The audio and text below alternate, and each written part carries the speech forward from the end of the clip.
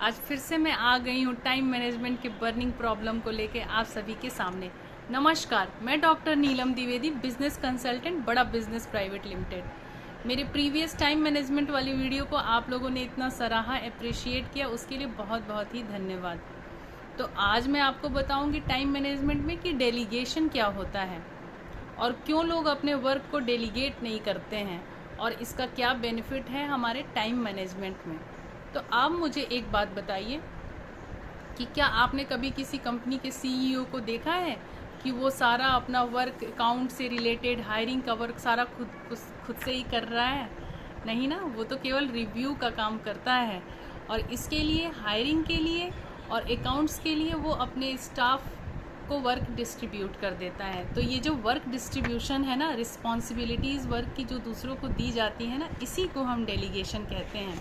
मैं आज आपसे शेयर करूंगी टॉप 5 रीजंस कि क्यों लोग अपने वर्क को डेलीगेट नहीं करना चाहते हैं।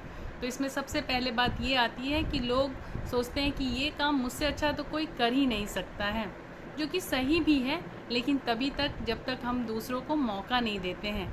अगर हम रिस्पॉन्सिबिलिटी दूसरों को देते हैं तो भी हम उस पर ट्रस्ट कर पाते हैं। फिर वो ये सोचते हैं कि अगर मैंने काम अपना दूसरों को दे दिया, डेलीगेट कर दिया, तो वर्क की क्वालिटी और टाइम कहीं सफ़र ना हो जाए। और इस तरह कुछ लोग अपने आप को परफेक्शनिस्ट भी कहते हैं, जिससे वो लैक ऑफ डेलीगेशन को जस्टिफाई कर सके। फिर वो ट्रस्ट नहीं करते सामने वाले पे। उनको लगता है कि अगर कोई गड़बड़ हो गई, तो अगर कोई ब्लंडर हो गया तो सारी रिस्पॉन्सिबिलिटी तो मेरी हो जाएगी ना, सारा ब्लेम मुझ पर आ जाएगा। लेकिन ये तो वहीं पे होता है जहाँ पे वर्क ट्रांसफ़र होता है और अकाउंटेबिलिटी ट्रांसफ़र नहीं होती है। तो क्यों होता है ऐसा? क्या समझ पा रहे हैं आप?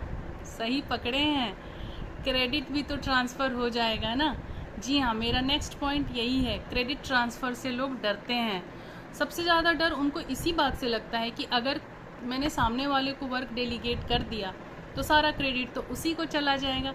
जैसे कोई टीम लीडर आपको वर्क देता है करने के लिए और आप वो वर्क अपने जूनियर को या अपने कलीग को बोल देते हैं कि यार मेरे पास अभी समय नहीं है, तुम इस काम को कर दो, और अगर उसने बहुत अच्छे से ये वर्क कर दिया तो शाबाशी तो उसी को मिलेगी ना।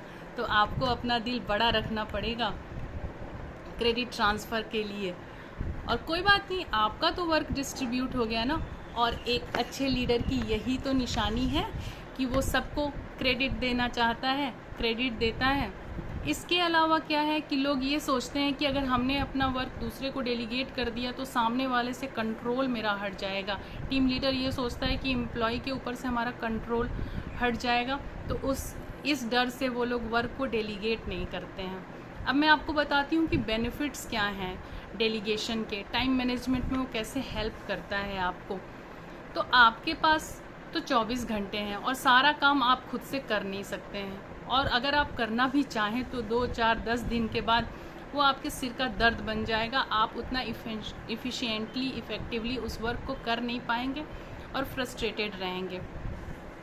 तो अगर आप वर्क अपना डिस्ट्रीब्यूट कर देते हैं, डेलीगेट कर देते हैं, तो आपके जो हाई प्रायोरिटी टास्क हैं उस पर आप सबसे ज़्यादा फोकस कर पाते हैं और आपकी प्रोडक्टिविटी बढ़ती है। फिर आप पे चूँकि लेस वर्कलोड होता है तो आप अपने हर काम को अच्छे से समय दे करके पूरा करते हैं। फिर क्या है कि अगर आप अपने वर्क को डेलीगेट करते हैं अपने एम्प्लॉयज़ में, अपने टीम मेंबर्स में, तो जो टीम मेंबर्स हैं ना, वो बहुत ही मोटिवेटेड फील करते हैं। उनको ये फील होता है कि हाँ, हमें रिस्पॉन्सिबिलिटी मिली है, हम भी इस ऑर्गेनाइजेशन के बहुत ही इम्पॉर्टेंट हिस्सा है। तो वो बहुत ही मोटिवेटेड होकर उस रिस्पॉन्सिबिलिटी को पूरा करते हैं, कंप्लीट करते हैं।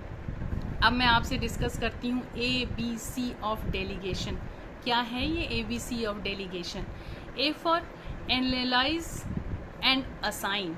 इसमें क्या है कि आपका जितना भी वर्क है ना, आप उसको एक जगह लिस्ट आउट कर लीजिए कि क्या क्या काम है, और उसको देखिए कि उसमें आपके लिए कौन सा काम है जिसको आप करना चाहते हैं, और असाइन किसको करेंगे, दूसरे कौन है जो उनके लिए उस काम के लिए सही है। और आप ऐसे पर्सन को चुनिए जिसके अंदर स्किल हो, नॉलेज हो, और उसके साथ साथ काम करने का एटीट्यूड भी हो, उसके अंदर हो, विल पावर हो।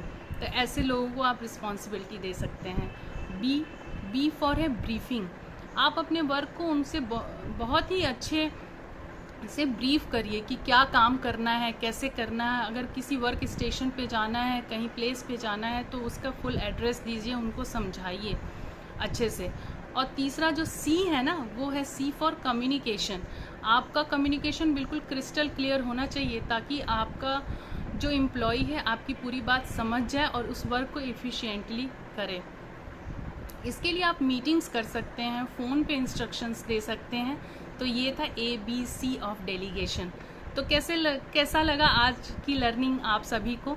अपने कमेंट्स में प्लीज़ मुझे बताइएगा। और आप ये ज़रूर सोचते होंगे कि मैं आपको ये सब चीज़ें कहाँ से बताती हूँ, मुझे ये सब चीज़ें कैसे पता है।